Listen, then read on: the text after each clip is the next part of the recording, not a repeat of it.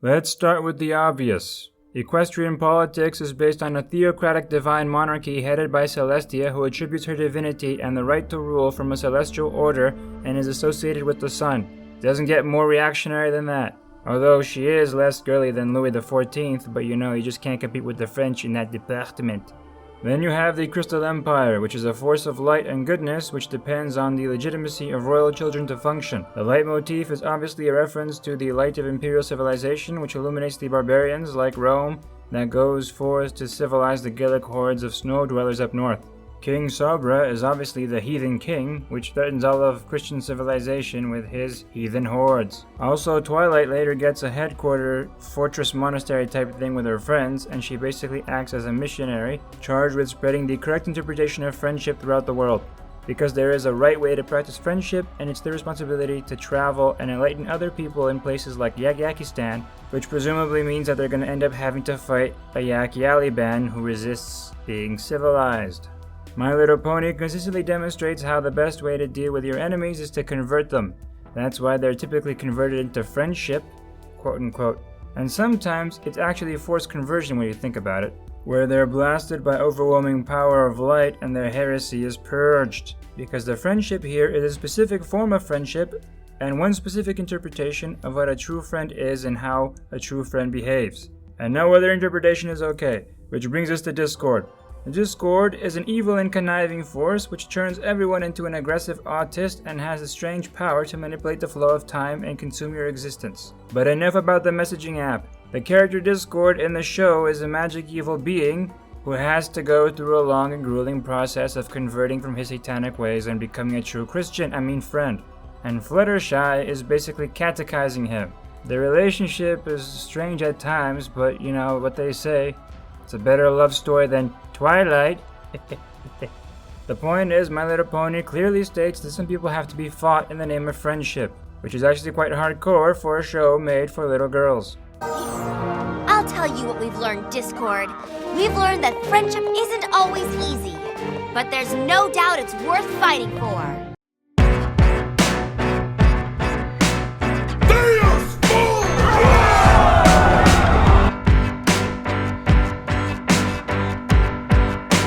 It'll turn them all into little nuns with guns, I'm telling ya. Proof of this are that little children pony girl trio group thing in the show. What's their name again? Bubbles, Blossom, and Buttercup? Yeah, those sound like pony names. Anyway, they form the Holy Order of the Cutie Mark Crusaders. Blossom here is basically a pony version of Hugh Depends, forming the Templar Order with his drinking buddies. My Little Pony is doing all this on purpose, and I can prove it. Try being a man, and then tell the cute woman that you're on your first date with that you watch My Little Pony. She won't like that. Why? Because she knows that this means that you are a true crusader, and that one day you'll have to retake Jerusalem and abandon her. She doesn't want that.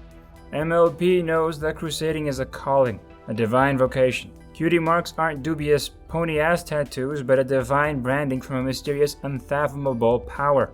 A power with a plan for each and every one of us, and it's determined by our individual inclinations, interests, and abilities, which determine what societal roles we best fit into. And yes, every individual does have a different set of abilities, which determines what they're capable of doing and thus what they are morally bound to do in order to help the people around them by fulfilling such necessary roles and finding fulfillment in that. The Cutie Mark Crusaders know that you can't be whatever you want in life if you dream hard enough, like some stupid Disney films tell you. You have to find your unique strengths and then develop them, and they can be honed via education, yes, but human beings, ponies, aren't a formless blob that can be molded in any which way just according to education. That just creates a society of slaves. People need the freedom to follow their special talents and inclinations, and it's okay that some shine more than others, because that just means that they can help others more in the darkness. This leads us to masterpiece of a couple of episodes where they fight the tyrannical equality. Now this was just amazing, brilliant, fantastic. They guarantee that My Little Pony will be mandatory viewing for my future daughters. I'll use it to turn them all into badass, toddler-sized sisters of battle who crusade against communists, Jacobins, and bourgeois oligarchs. So in these episodes, our main characters come upon an Aurelian village where a tyrant called Starlight Shimmer tricked the local population into being dirty commies. But they expose her as a lying hypocrite. And she's a communist because she's a loser with no friends, so it checks out. Befriend your local commie, guys. Save the world. Anyway, the political system in Equestria is a monarchy where the hierarchy is based on service and the ruling monarch appoints her successor based on how much she's proven to be a capable leader by having served the lower classes for various seasons. Twilight Sparkle has indeed developed herself into someone worthy of leading others and is indeed a superior worthy of the name. However, being superior doesn't mean she has a bunch of perks and can party all night with the peasants, you know what I'm saying? It means that she has responsibilities and must be ready to die for the people she serves. Or in this case, just get hurt really badly and then recover an episode later. But indeed, the collapse of modernity is at hand.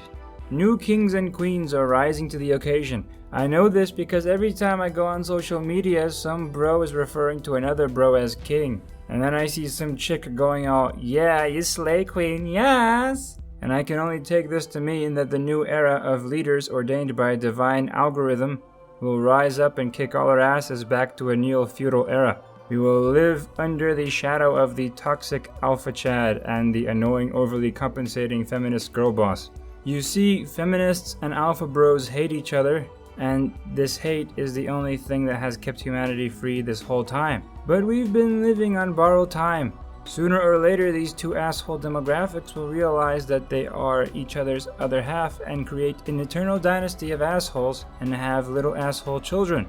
They seriously should just kiss each other because all this rivalry is obviously just sexual tension. Everyone pretty much hates these two. Sure, they have their fans of insecure boys and girls who go all, "You go girl," or "Oppress her, you're the man." But soon the toxic woman and the toxic man will fulfill their destiny as king and queen and rule over the galaxy. These two toxic shits need and deserve each other, because only then will they be fulfilled. Unstoppable force meeting an unmovable object. The insufferable girl boss looks deep into the cold, dead eyes of the toxic male, seeing her reflection in the pools of liquid testosterone amassing in his irises, and she says to him, "I'm the queen who will slay the toxic monster in your heart." And the toxic male looks into all that empowered estrogen gleaming from the eyes of the girl boss and says, "I will oppress the angry cat lady in your soul." And that way, by destroying each other's annoying traits, they might actually finally be happy together and live forever. Disclaimer: this is not relationship advice. Don't follow the retarded ramblings of some retard on YouTube, since side effects may include crippling autism, diminished sense of purpose, and a stifling lack of humor. What was I talking about again? Oh yeah, ponies. In conclusion, My Little Pony is about theocracy, hierarchy, and Deus Volting. Friendship is actually a metaphysical communion between people that is supernatural in origin and connects everyone into a cosmic assembly, just like the body of Christ. And that's why friendship is magic. Also, they're horses, and horses are a reference to knights, cavaliers, ruling aristocrats, that kind of thing. Also, Celestia carries the sun, right? With her magic. It's all some divine power. Divine son, as in son of God. Celestia carries the son of God. She's the Virgin Mary, guys, obviously. Throne and altar.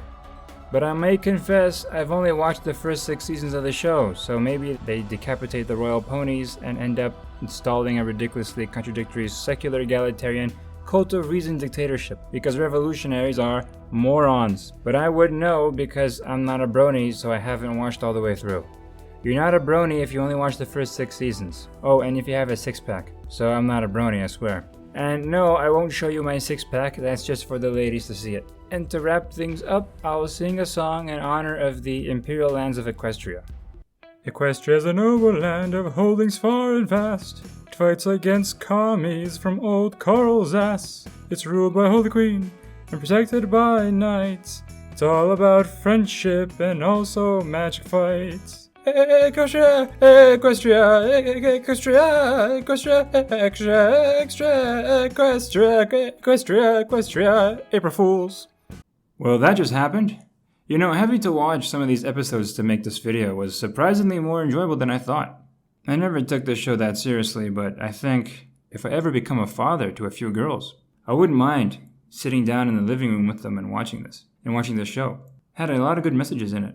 And as much as I joke around about it being Catholic monarchist propaganda, I do like the general vibe for a girl to watch this. I think there's certainly a lot of good messages and a lessons in here for them. I heard that it gets a little worse in later seasons, but I don't know, I didn't get it that far. If I wanted to make this video in time, I had to watch the specific episodes of the specific seasons in order for the joke to work and for this video to come out on time. And it almost didn't, which would have been very awkward if this video had to come out in any other date. So I'm glad that didn't happen. If you enjoyed that video, make sure to like and subscribe, and I invite you to watch other videos on our channel.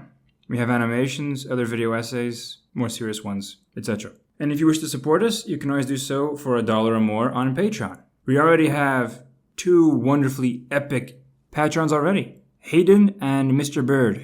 You guys are more than heroes. You're legends. Anyway, thanks for watching, and I'll see you next time. Peace.